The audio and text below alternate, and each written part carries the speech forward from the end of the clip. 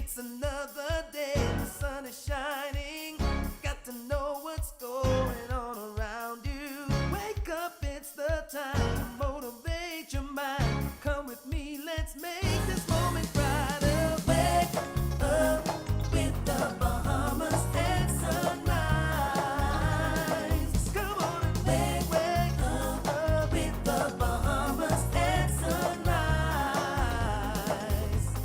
Wake up with the Bahamas at sunrise. Wake up with the Bahamas at sunrise. Hey.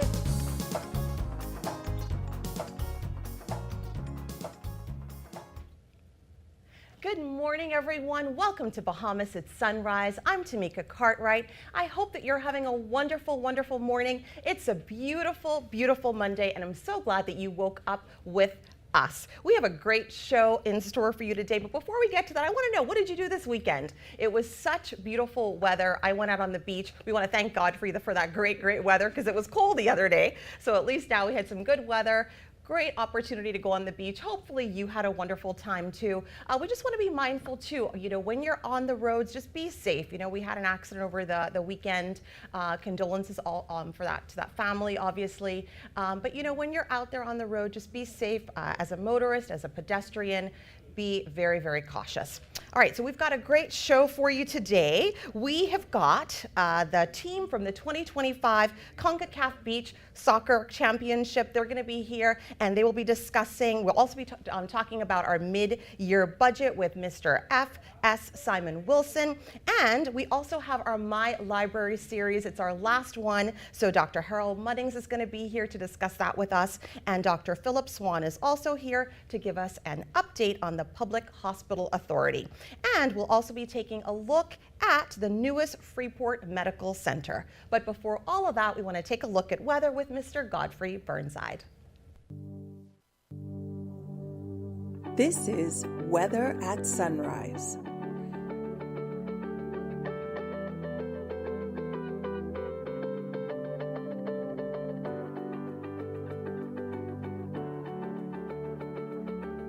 Thank you, Tommy, and good morning, Bahamas. Well, Tommy, I'm at Green Giant, so we had the Mardi Gras on the weekend, so I was the Mardi Gras, and I got in order to have some perfect day, so we had great weather on the weekend.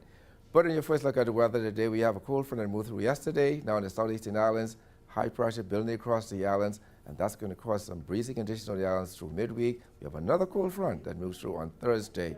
But today, we have a mix of sun and clouds on the mild side, breezy across the islands. You can expect a few showers over the southeastern islands, the vicinity of that frontal boundary. High temperature 77 degrees Fahrenheit. Tonight, partly cloudy and cool. There's a chance of a few showers again over the southeastern islands. You look going under 66 degrees Fahrenheit. And some regional highs and lows across the Caribbean. Barbados 87.75. In Jamaica 87.75. In Trinidad 87.72. And the Turks and Caicos Islands 81 and 68. Across North America, Atlanta 62 and 47. In Boston 33 and 23. In Miami 75 and 66. Dallas, Texas, 73 and 59, and Toronto, Canada, 29 and 21. As you go to the week, nice week in store weather-wise, mix of sun and cloud again and more, a couple of showers, particularly over our area. And then we have another cold front that moves through on Thursday. That'll bring a couple of showers, but the weekend looks pretty good.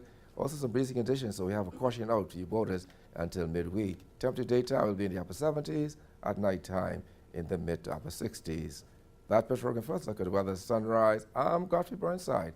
Back to you, Tammy. The Doctors Hospital Freeport Medical Center is raising the bar in healthcare, delivering premium medical service with excellence. Let's take a look at that story. Doctors Hospital's Freeport Medical Center provides primary care, urgent care, and a wide variety of premium medical services to the Freeport community. At the Freeport Medical Center, the primary care services include your annual physicals, routine checkups, which include management of like your chronic diseases like high blood pressure, diabetes, those things that are actually bread and butter conditions in our community. And what people don't realize is just because you do an annual physical, that doesn't mean you just fall off the grid until the next year in time for the annual physical. The routine checks in between, as well as screenings dependent upon what your ages are and what things apply to you based on your stage and phase of life. And so the primary care covers those things, as well as coughs and colds, headaches, little bumps and bruises, or anything that just kind of happens in your day-to-day life that you need some sort of physician attention for. As the specialty services, your gynae-oncology, your nephrology, as well as dermatology and rheumatology, which are the main ones. And every day we're constantly trying to see how we could recruit other services, because our promise to the community was at FMC, we're not going to just wait until we finish the hospital, but instead try to recruit services along the way so that we don't have to wait for the big to be able to acquire those extra services. And then, of course, we have urgent care. So urgent care is very important. A lot of people tend to not always understand what urgent care means, but urgent care is that interface between primary care as well as your emergency medicine. So if it's a kind of situation where you feel like more than likely you'll have to be admitted to the hospital, then that's more emergency. But for things that require maybe a quick x-ray or an ultrasound or maybe some IV fluids for maybe a few hours or some sort of observation for a few hours, then that's what the urgent care services provide, and that's at FMC. And for the most part, every day until 8 o'clock at night, except for Sundays, we do 8 to 4. OBGYN and gynecologic oncologist Dr. Saida Bo offers a host of specialty services for women at the Freeport Medical Center. I cover just about everything. I do antenatal services, women that come for their women's visit, PCOS, polycystic ovarian syndrome, fibroids, endometriosis, women with gynecologic malignancies. So anything below the waistline, right? Unfortunately, gynecologic oncology does not cover breast cancer.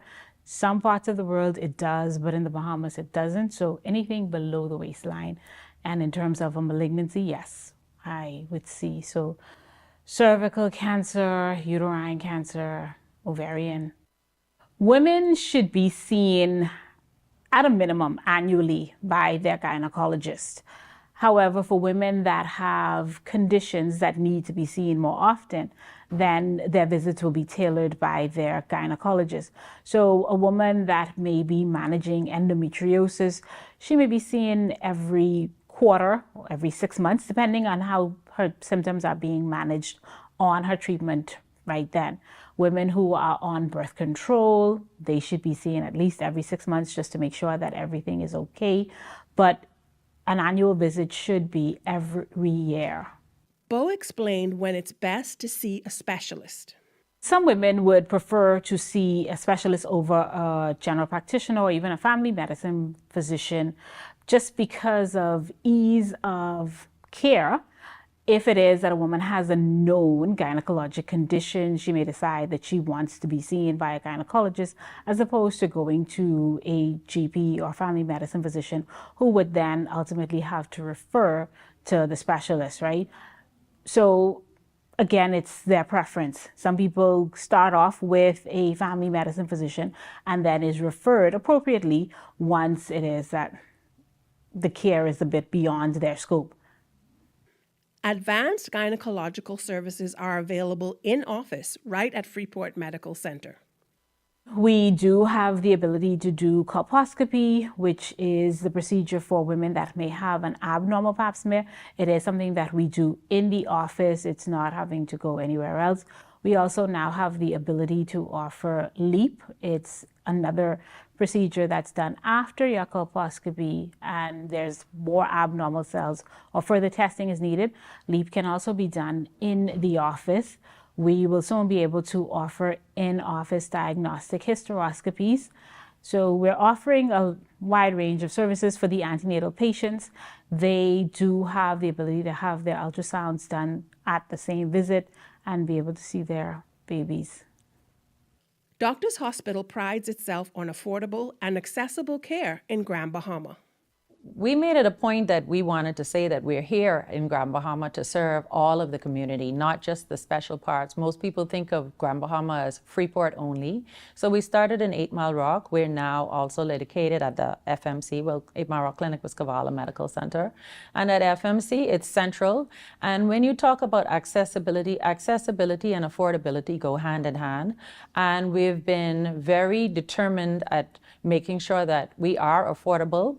So whether it's a self-pay, whether you need to utilize NHI services through Doctors Hospital, whether it's through insurance, we've made every effort to try to make it as affordable as possible. And most recently, we've arranged or come up with your annual packages that a lot of times people are not able to get the full gamut of labs because it tends to be, pretty expensive. So we're really trying to group them to meet the needs of the community without breaking the pocket. And of course, Dr. Diggis's special one and only LAMP program, which is your Loyalty Advantage membership program, which allows you to pay a monthly fee, whether it's at the primary care level for, I think it's about $40 a month, or at the ultimate care level, which then will entitle you to not just primary care, but urgent care visits as well. Doctors Hospital's commitment to Grand Bahama is part of a bold vision for the islands. The vision for the commitment to Grand Bahama is actually a bit broader than that, in that they created the Eagle Initiative, which includes the other islands like Exuma and Eleuthera and Abaco, etc. So the goal was not to just be a doctor's hospital in Grand Bahama and in Nassau, but rather a doctor's hospital health system that branches wherever people are willing to accept it. And of course, being a Grand Bahamian myself, we were ready and waiting for it. And so here we have it. So we're doing our best to be able to offer the same kind of opportunities to anybody in the Bahamas. For Bahamas at Sunrise, this is Suzette Parker.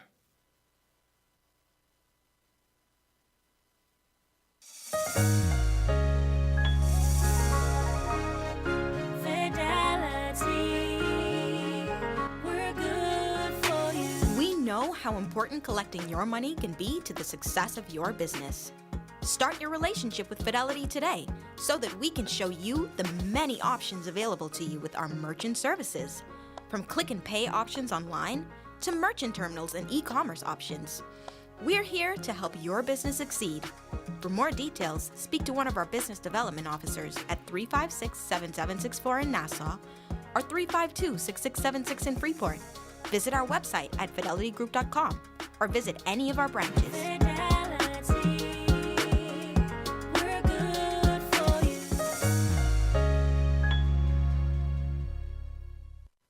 When hurricanes and emergencies strike, timely information can save lives. That's why Alive Business brings you bulk SMS messaging, your essential tool for staying informed and safe. Imagine having critical updates and safety tips delivered right to your phone, anytime and anywhere. With bulk SMS messaging, you can send real-time alerts and updates and timely notifications. When every second counts, count on Alive Business bulk SMS messaging. For more information, contact the experts. Man, I thought retirement would have slowed you down. It's the island life, son. Living in paradise. Must be nice. Can't wait until it's my turn, if that day ever comes. My financial planner has provided me with solutions for my future. Pension, retirement, and even property management. So who helped you with all this? Let's go, son. 2 more miles. What's Leno?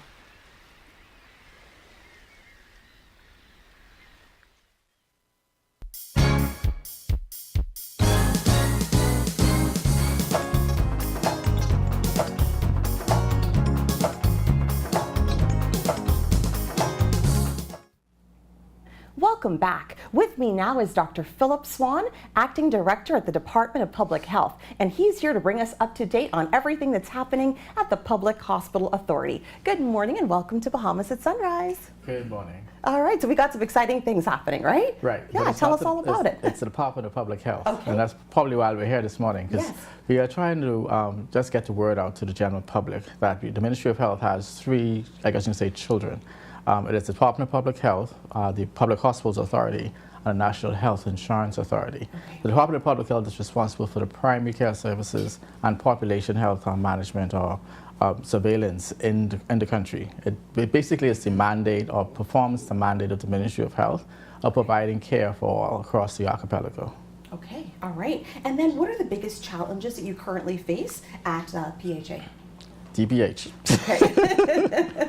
So Department of Public Health, I would say to you, Department of Public Health, is, as mentioned earlier, is responsible for the management of primary healthcare facilities across the archipelago. That's from Abaco in the north to Inagua in the south, from Bimini in the west to San Salvador in the east. And so we have about 60 to 70 clinics. I say 60 to 70 because there are different times when those clinics operate, as well as giving our staff numbers depends on how many we're able to bring on stream at one point in time. And so what we're doing right now is what we have done over the last 2 years, and again, we're supported strongly by the Ministry of Health, and they've had a significant and energetic campaign to try to rehabilitate our facilities over the last 2 to 3 years. And so, after the neglect of for 20, 30 years, we're getting them back up to speed. In addition, we're adding new facilities. So we've gone to Andres, Mangrove Key last year to break ground for the Mangrove Key Clinic. We went to Palmetto Point for a week or two after that to break ground for the Palmetto Point Clinic. And we're in the process of finalizing the work, or the ministry is in the process of finalizing the work to open a Coconut Grove Clinic to replace the Coconut Grove Clinic that was closed down several years ago. Okay. So we're just basically trying to expand our footprint as well as increase the, I guess you say, the joy of working for the department. So for years we've talked about and heard about the attrition of nurses. We've brought on a lot of training programs for nurses. We do our community health nursing service, a midwifery program. We've done psychiatric health training with Public Hospitals Authority. And we're also working with to bring on diabetic educators, persons trained with sexual abuse nursing, education or examination, as well as lactation management. And that's just the nursing component. In the department, we have more nurses. They're doctors, they're also pharmacists, they're medical records technologists, laboratory technologists, and securities and maids and all those persons.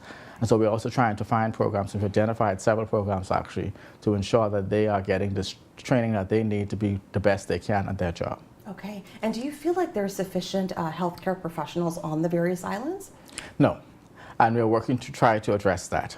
For example, physician numbers are also always short across the islands because of one or two various reasons. I've heard recently about the ministry's drive to recruit physicians from Ghana, and so we're trying to see how we can work through that to try to get our numbers up.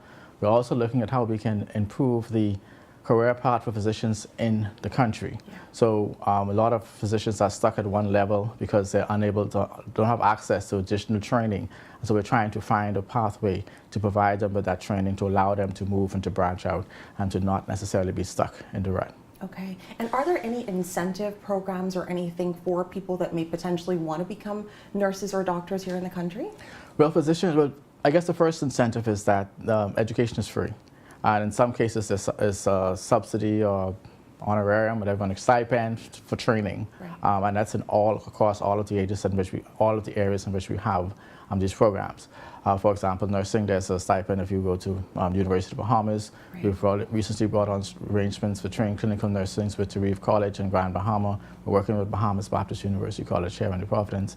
And also, we also have the Farm Tech program, which we're trying to increase our pharmacy complement in the country.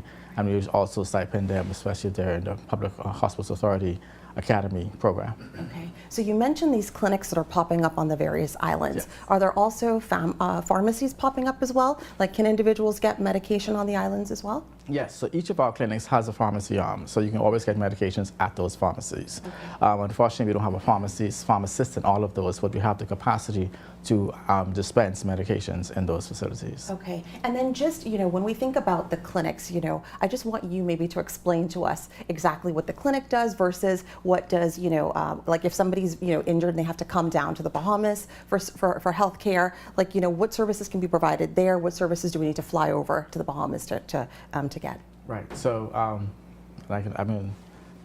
nudge you there again. Family Islands are still part of the Bahamas. Yeah. So at primary care services, basically of your routine examinations, you go to get a health check, for example, if you want screening for hypertension, diabetes, if you have a cough and cold, minor ailments, you can go to a primary care facility. Okay. In our family islands, they also serve as referral centers. So because there are usually no other facilities in those islands, if you have an emergency, you also present to the clinic, and the clinic staff is responsible for assessing your condition, making sure you're alive, then keeping you alive as far as possible until they can to figure out what is the next step for you, whether that be managing you overnight until there's a commercial flight that's going the next day, or to summon the air ambulance and making sure you get out. So they would have direct contacts with the accident emergency at Princess Margaret Hospital to ensure that what steps that they are taking are aligned and keeping with best practices in country.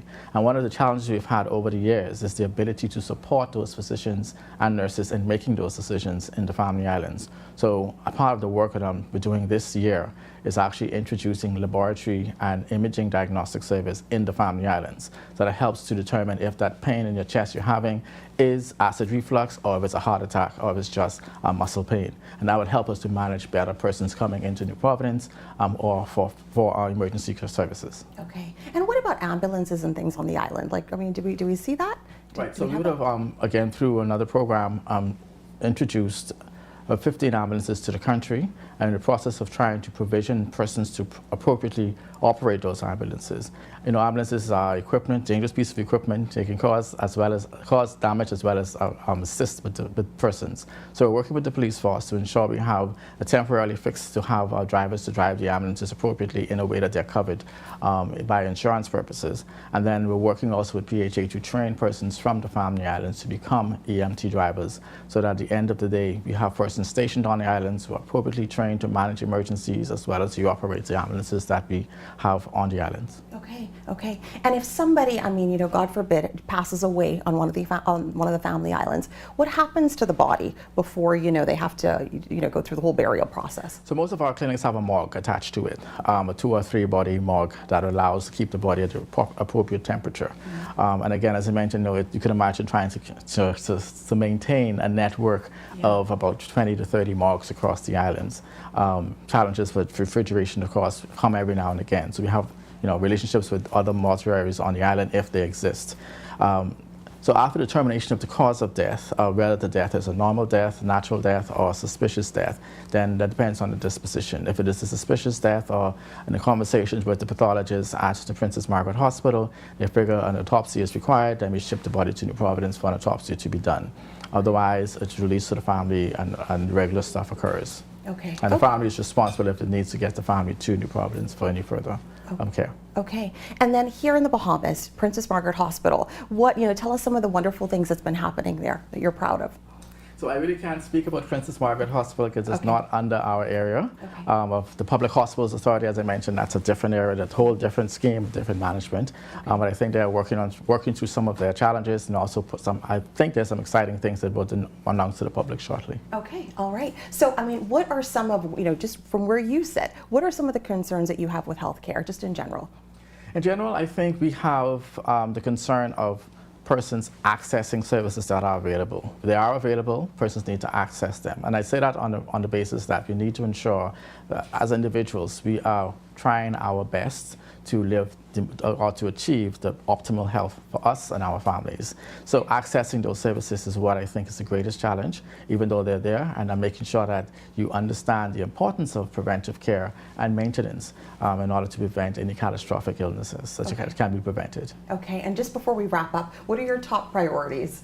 So for us right now, top priority is making sure our staff is happy, making sure the staff understands the importance of the patients, and then of course a digitization process, ensuring that there's an ability for us to be better stewards of the public's funds, whether it be through ensuring that you have your medical records from one side to the other, ensuring that our pharmacies have the medications on board, ensuring that there's regular or normal supplies within the clinics, as well as ensuring that the funds that we collect get where they're supposed to go, and that we can account for them and have the truthful argument to the public or to the Treasury if there's additional funds that are required. Okay, so I mean, your hands are full. Yes, yes. Busy guy. Correct. Well, thank you for everything that you do. We really appreciate it. You're welcome. Thanks for having us here this morning. Absolutely. Ladies and gentlemen, you've been watching Bahamas at Sunrise. We'll be right back.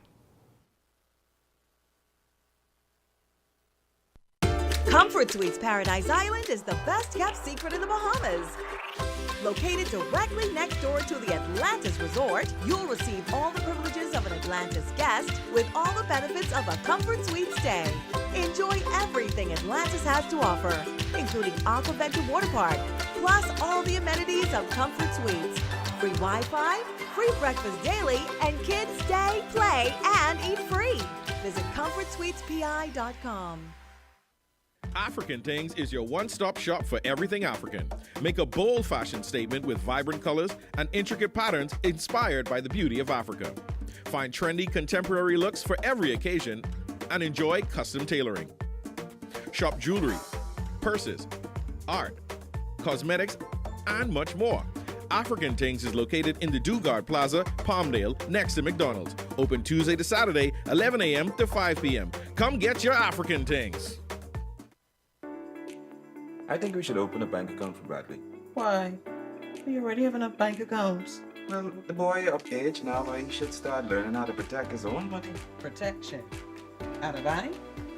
We can protect our money right in our house. Mommy, banks have deposit insurance. It'll protect all of your deposits if a bank fails, all the way up to $50,000. We have deposit insurance? Yes, by simply opening an account with a bank or credit union that's a member of the Deposit Insurance Corporation. Now, I know what you're thinking. What if the bank or credit union fails, right? But don't worry. Payouts to depositors will be made promptly. Insurance is important, and your Bahamian dollar deposits are protected by the Deposit Insurance Corporation. Okay. Let's go open that account. To learn more, visit our website at www.dic.bs for more information. The Euro device is very affordable. It allows you to increase your internet connectivity. You are able to do away with the buffering, say goodbye to the dead spots. It gives them a much more stable connection. Their customers are able to view their digital menus. The establishment is able to stream. It allows for everyone, the customers and the business operators, to have a much more robust and stable internet connectivity.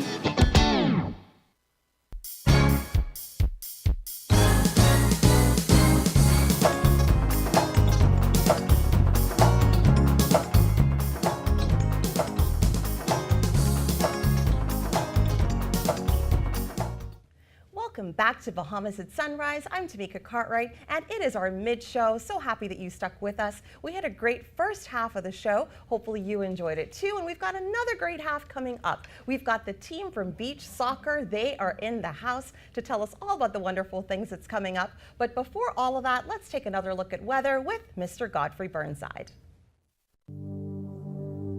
This is Weather at Sunrise.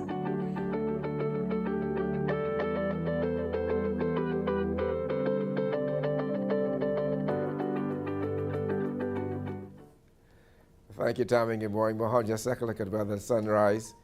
Weak frontal boundary across the southeastern islands. High pressure building across the islands. And that's going to cause some breezy islands. So we do have a caution posted over the islands, upgraded to Mohan 2, an advisory. So today in the marine forecast, those winds northeast at 15 knots, sea 3 to 5 feet northwest Bahamas, but should increase by afternoon 15-20 knots. Sea is building 47 feet.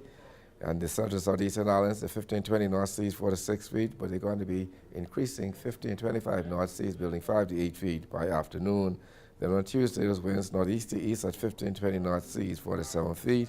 On Wednesday, east to southeast at 15-20 knots, seas 4 to south, northwest and central Bahamas, east at 15-20 knots, seas 4 to 7 feet over the southeastern islands.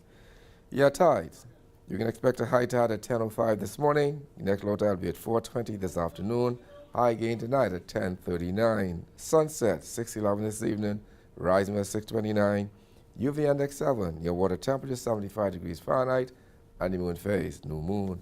Your external look, high pressure builds across the islands, causing some breezy conditions. That's going to shift towards the east by Wednesday, making way for another cold front here on Thursday, and then a still weak one will build on the Friday into the weekend. Another cold front moves through on Saturday.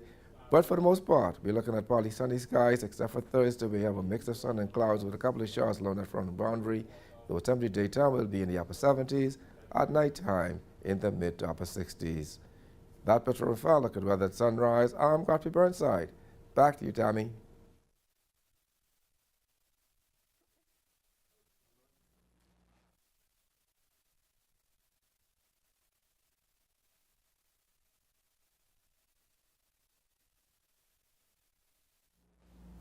Welcome back. The 2025 CONCACAF Beach Soccer Championship will kick off on March 11th. And this morning, I am joined by Coach Francis, head coach of the Bahamas men's beach soccer national team. Gavin Christie, he's also here, assistant coach, the Bahamas men's beach soccer and national team. And also Julio is here. He's the goalkeeper of the Bahamas men's beach soccer national team. Good morning and welcome to Bahamas at Sunrise. Good morning. So excited to have all these handsome men in my company. Welcome, welcome. So we've got so much things going on. How exciting is this, right? Beach soccer again. Awesome, awesome. So tell us, Coach, what's the team's biggest strengths going into this competition? I think the biggest strength we have is that there's a mix of experienced players and young players that are coming up hungry to show that they can help the national team as well. And the fact that the team has been training since December, so that's also another strength. Okay, and what are the ages? Well, we have guys, a group of veterans, guys in their 30s, 35, 36, and then we have some guys that are as young as 20. Wow, So, yeah. wow, so quite a spread, right? Yeah. That's awesome. And how do you feel to compete in the World Cup qualification here at, on our home turf? I'm excited. I'm looking forward to the support of the people and the community and their families, and looking forward to doing something special, which is to qualify together with all these young players to go to the World Cup in Seychelles. Yeah, and you feel confident with us, right? With our team. Yes. The confidence is there, right? Yes. I love that. I love that. And tell us, Gavin, what makes beach soccer different from traditional football? Well, beach soccer, we always say it's a not just a sport, it's a spectacle, It's an event that's for everybody. So even if you've never watched a soccer game in your entire life, you can come and have a fantastic time at beach soccer.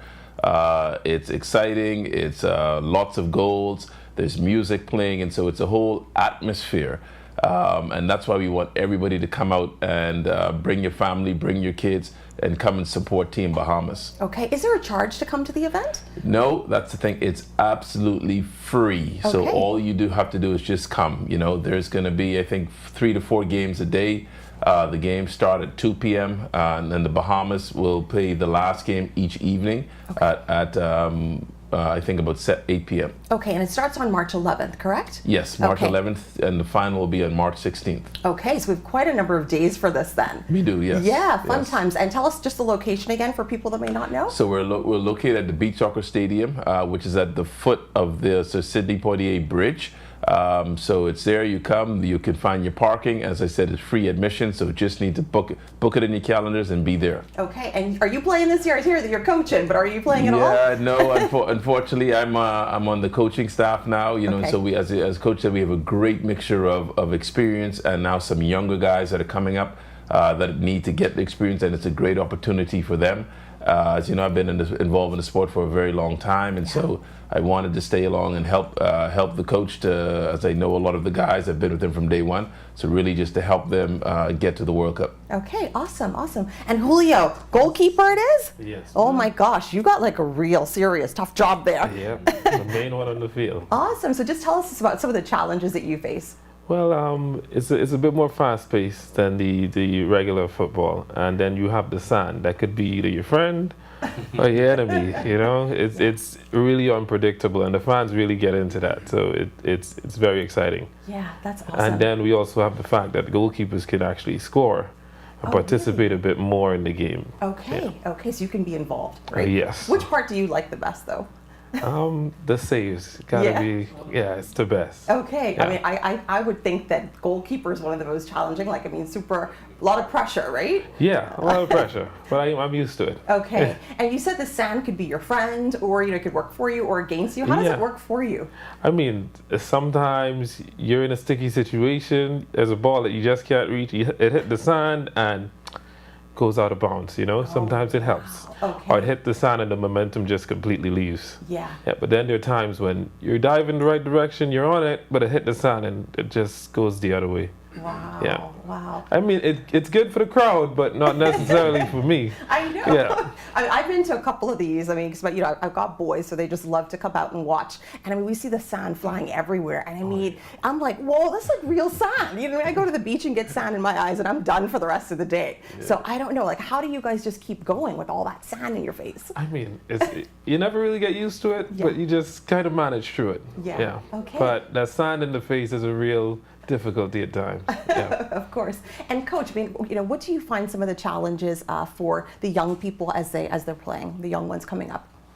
I guess it's getting used to some of the different aspects of beach soccer, which is the fast pace, it's a smaller pitch, is, you know, the constant, the music, the constant, you know, it's a different game than regular soccer. So some of the new guys that come, they're trying to get used to the game, and I tell them, look, you got to touch the ball quickly, don't hold the ball in this part of the field, and sometimes it's like they have to learn with their mistakes. Right, of course. So those are some of the things. Right, of course. And Gavin, are there any teams that's coming over that you're concerned about? You feel like, we got to watch out for that particular team coming over?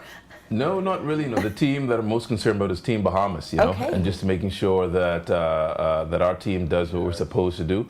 And coach has given us some very good game plans and good tactics, and you know, we're at home, and so we have the six man, so we have, you know, which is the crowd, and so as long as we do what we're supposed to do, I think we'll be okay. Okay, what are some of the other countries that's coming on stream? It's good. So we have USA, Mexico, Panama, El Salvador, Trinidad and Tobago, Costa Rica, and Guatemala. Okay. You know, and so we encourage you to, you know, to come out, support your team, your country.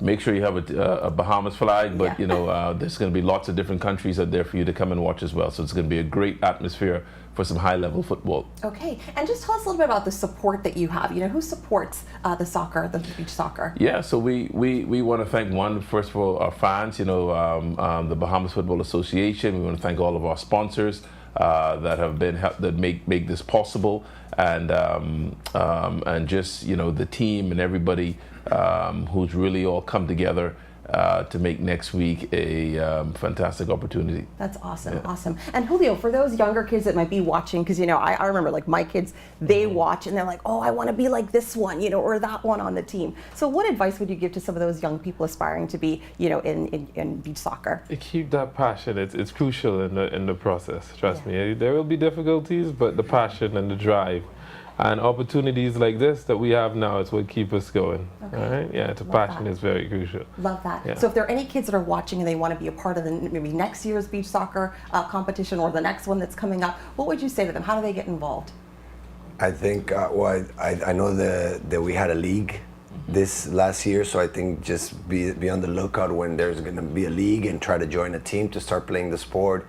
Like we also had, at the beginning of this process, we had a ID camp, so we kind of invited players that wanted to try out. Okay. So just be ready, you know. All right. So start playing on the beach. Go start playing with your friends, and that's the way to get started. Okay, all right. And just before we wrap up, Gavin, tell us again, when's it happening? Where's it happening? Tell us all the information. So the tournament starts next week, which is the 11th to the 16th. The Bahamas kicks off. We play Tuesday night, Wednesday night, Thursday night.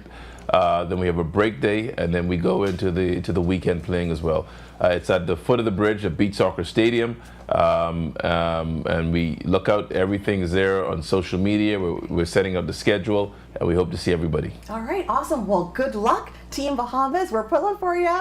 Thank you. Thanks so much for being here today, guys. Thank you so much. All right, ladies and gentlemen, you've been watching Bahamas at Sunrise. Be sure to check out Team Bahamas March 11th. Bring your rag, bring your flag, and let's cheer on Team Bahamas.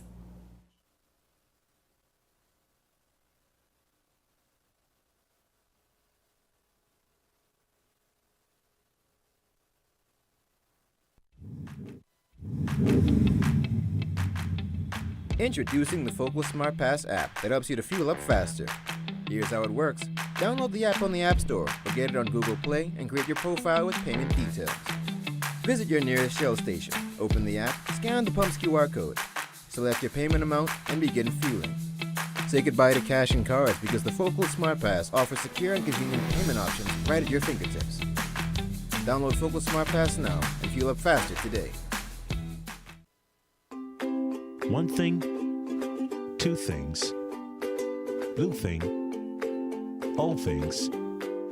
Things that are small, things that are grand, things that fit just right in the palm of your hand. Fox Hill Nursery, a large selection of garden supplies. If you can see it in your mind, you can find it at Fox Hill Nursery.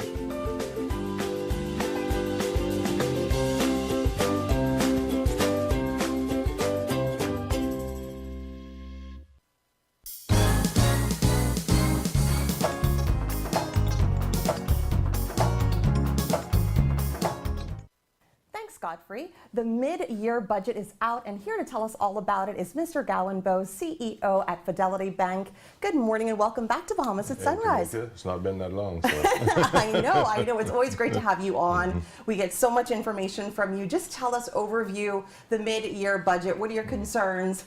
Tell us all about it. Well, I think the reality is we have to appreciate that it is a report card for the half year, so it isn't the full year, and I think that should be recognized. However, if you are 6 months in, you have a very good understanding of where you are. And unfortunately, we are in a deficit that is significantly higher than was projected for the full year. I think we have to be careful when I speak into the political parties about politicizing this and really speak to governance. And the reason why I say that is, yes, we may have had a noble ambition of a low deficit of 70 million, but we equally owe a duty of care to the persons to say we may not hit that. And that is not necessarily a bad thing. It's just that we need to be very transparent, but more importantly, holistic and comprehensive. Because when you hold to a political line, and that goes for the opposition as well, because I don't know any fisherman that calls his fish stink. So when they are criticizing the finances of the country, they have to appreciate that criticizing the government per se, or the political party that is their opponent, they're criticizing the government, which they hope to lead. And so I think both political parties need to temper the political buffoonery, is the way I would consider it, and let's start talking about the numbers, which do have some areas of concern that we'll chat on. Okay, so given the projected real GDP growth of 1.9% in 2024 and the IMF's estimate of flat growth in 2025 of 1.7%, what are the drivers or the key drivers and influence that that these growth and trends may have in the Bahamian economy? Well, the reality is there's been a report that said for our unemployment numbers to sustainably remain low, we need growth in terms of nominal terms of near 5%. So we're significantly off of that. The positive news is we are growing, and so that means that we're not moving backwards, and if we're moving forward just at a slower pace, we have to, if you will, cut our suit to fit the cloth. Because if the economy is not growing at the pace that you would like it to, it means that you can't spend at the pace that you would like to, because the intake is going to be slower. I believe when we look at the industries like tourism, financial services, we are not maximizing them because we are absent a national development plan. We are not looking forward 25, 30 years. In tourism, we know it's changed. Airbnb is a lot more popular because people want more secluded environments, not necessarily resorts, which is key for our family islands. Who has more of that land mass than we do in the country? Right. Ecotourism, sports tourism, religious tourism, conference tourism, which has fallen off, that we need to bring back. Financial services, the world has changed in that. When it doesn't mean we don't have a niche to play, it just means that we have to be more deliberate in what we do. Okay, and then the Bahamas has seen significant growth in tourism, particularly cruise ship arrivals, right? So how do you view the long-term sustainable growth of this, and what are some of the risks of the cruise ships in my view, over? any tourist coming to the country is positive news because it's more about how we access their wallet. So there's criticism around the tourism numbers by virtue of it all being cruise passengers, and to be honest, yes, we want the stopover, but it's because we're not extrapolating necessarily what we can from the cruise passengers. A statistic that they don't speak about is 50% of them don't come off of the cruise ship. Right. And then the other part is that when they come off of the cruise ship, if we don't get Bahamians in the mindset of digital payments, they come off with very little cash. So you're talking about trinket spending. So if we get bars, restaurants, cafes, we get sites, we get activities, etc., where we're bringing off 75, 80% of the tourists, taking their spend up to an actual overall day spend, then we could get greater value for it. But we have to negotiate smarter with the cruise industry because, to be fair, it's an oligopsony. They believe that the power they have dictates or allows them to dictate what they pay us as a country, and they need us more than we need them. We just have to trust that. Yeah, and I think more authentic Bahamian experiences Precisely. as well, right, when they come over. So despite a reduction in the VAT rate from 12% to 10%, you know, you've got the VAT revenue collections that have increased, but how do you feel, or how do you interpret this, and what does it suggest about the broader economic conditions of the Well, I was a province? part of the original implementation of VAT, and to be honest, I was very critical of the move to 12% and the addition of exemptions. So it's not really some miracle that the revenue hasn't fallen off, because the actual exemptions have been removed. So the rate being reduced and the exemptions being removed. Again, I hear what I consider to be the uninformed and ignorant views that we should have these exemptions. But the truth is, those who can afford to pay should pay, and we need to have the redirection of the funds. So as it relates to the performance, I don't think it's, shall we say, so superb. It should have been expected, because as the economy refloats and it becomes more buoyant again, tax on that is going to be higher. And so saying that this is the highest revenue we've collected is not a big thing, because it's the highest GDP we've ever had as a country. So let's put it into perspective. But we haven't seen the introduction of the RISE program, which is the redirection of some of that excess revenue being collected from those who can pay to redirect it to those who cannot. And the move on the food to reduce to 5%, I think, good effort, but I would have much rather preferred that they kept the 10% and redirected the funds to those who need it, as opposed to giving the break to everyone, and some of us don't need it. I understand that. Okay, so the increase in public debt to 11.7 billion is a significant concern, obviously. How do you assess the government's management of debt, and what would be the long-term implications if this debt continues to rise? Well, this is only a Bahamas at Sunrise show. That'll take forever in terms of how I assess it. I'll suffice to say that I think our debt management needs significant improvement and enhancement. I think the main message is we keep talking about there being a reduction in debt. I know very basically reduction in debt means that the debt value is decreasing.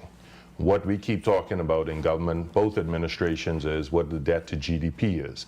And if we look at GDP, GDP can grow, and that means that the debt as a percentage is less. But if we're not paying it back, let's be very real. Another pandemic, a recession, or anything that impacts GDP then takes that number to a significant one. So let's stop talking in relative terms and let's talk in absolute terms.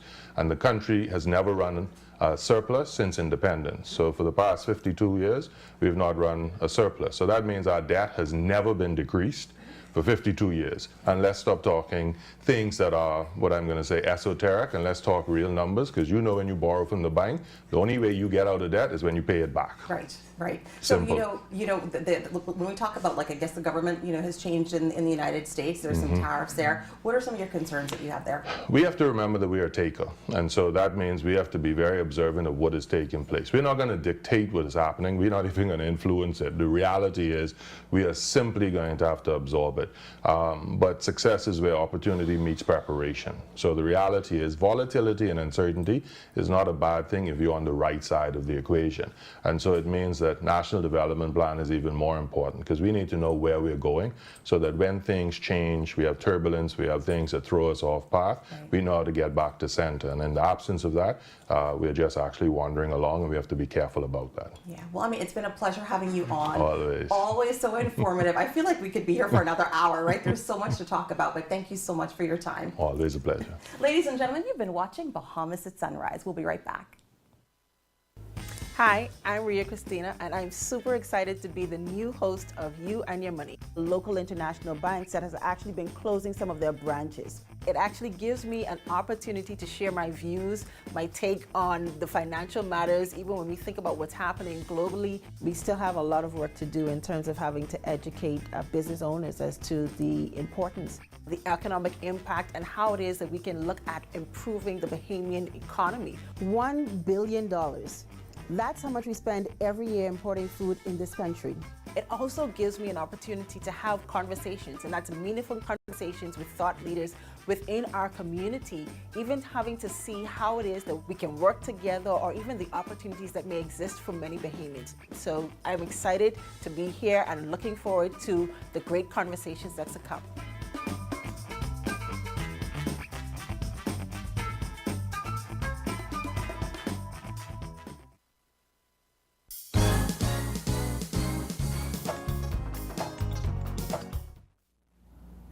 Join us as we take another look at the Kids Pop Band from St. George's. St. George's High School in Grand Bahama has a thriving performing arts program. We spoke with the performing arts teacher recently and were treated to a lively performance by the Jags Pop Band. The music program at St. George's has been going on for a while. It started in 2014. It was just an elective at first, and then it turned into a full-fledged performing arts course where we teach a variety of stuff, music theory, music history, drama. We do some engineering, we do some set building, costume designing, makeup, and all that. So it went from just being an elective class to now being a full-fledged performing arts course where the students pick it as a career path. And they get to tailor it to their own individual talents. So we have, they major in dance, drama, music, or voice, and then we tailor the course based on their individual expertise and talents. Well, the Jags Pop Band started about 2013. With the first set of kids who've already graduated. We actually traveled to Canada that year and got some students some scholarships to Holland College, and it's just kind of been growing from there. It started off with just us, just happened to get some instruments, and the students were interested in learning like the bass and piano, and then we formed this little group, and the little group now has gone from, I think it was like, what, 7 at the time to about 20 now.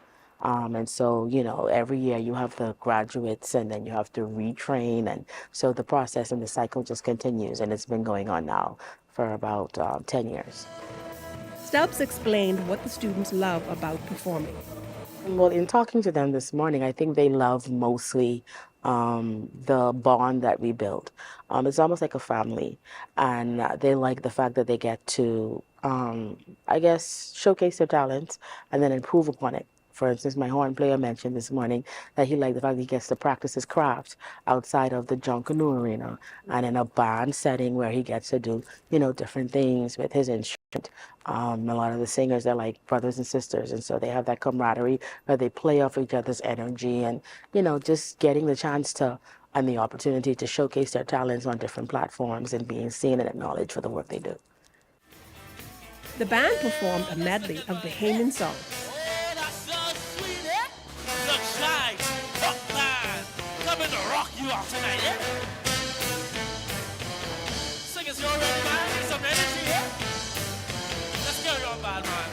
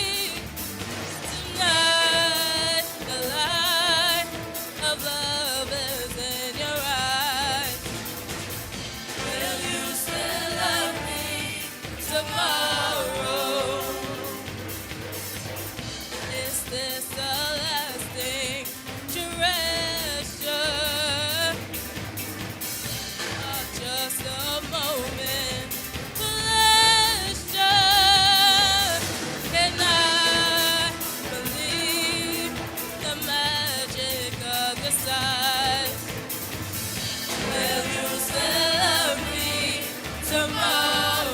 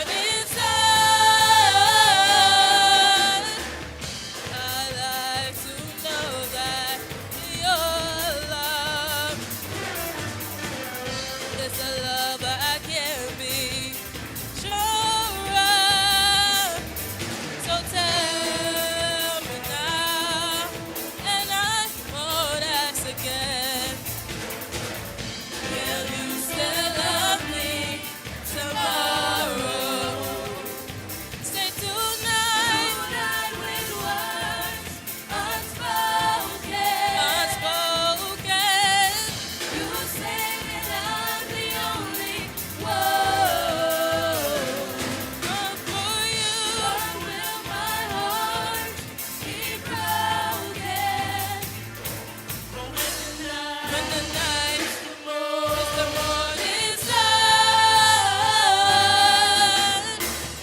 I like to know that your love is a love I can't be sure of. So tell me now, and I won't ask again. Will you still love me tomorrow? Say tonight with words unspoken. You say that I'm the only one for you.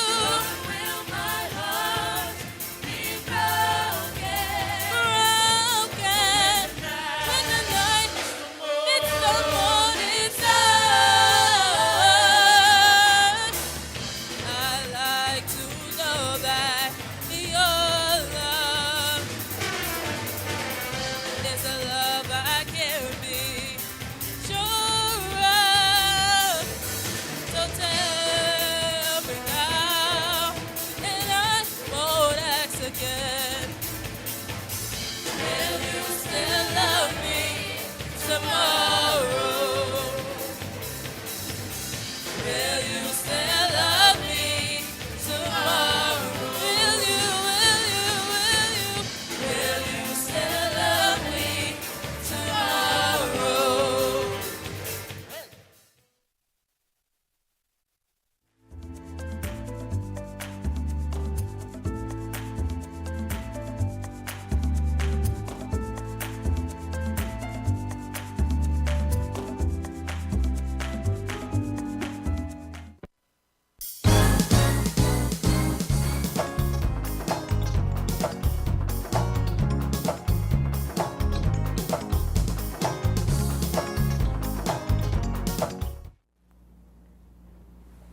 That's going to do it here for us on Bahamas at Sunrise. We hope you had a wonderful time with us. We had a wonderful time with you. We had a great show.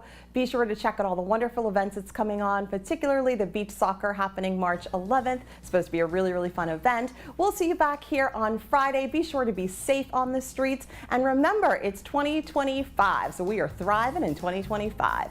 Thanks for watching Bahamas at Sunrise.